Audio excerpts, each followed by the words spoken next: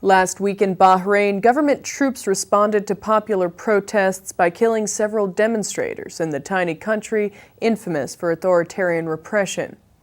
The massacre led to the increase of our demands from reshuffle of the regime to a total removal of the regime.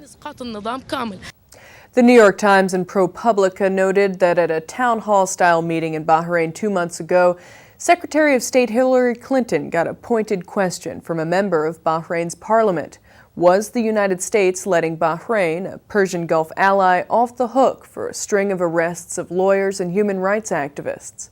Clinton replied, quote, "People are arrested and people should have due process, and there should be the rule of law, and people should have good defense counsel. We believe in all of that, and we say all of that.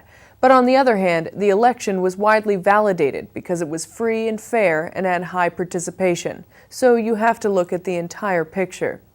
She repeated such praise throughout her visit, stating that she was impressed by Bahrain's progress, quote, "on all fronts, economically, politically, socially, and by the commitment that the government has to the democratic path that Bahrain is walking on." When it came to Bahrain, Clinton was not the only American diplomat who tended to see the glass as half full. Her rosy assessment, which seems incongruous in light of the Army's bloody crackdown on protesters, illustrates how the United States government has overlooked recent complaints about human rights abuses in a kingdom that is an economic and military hub in the Persian Gulf. And it leaves the White House once again scrambling to deal with an Arab ally facing a tide of popular discontent.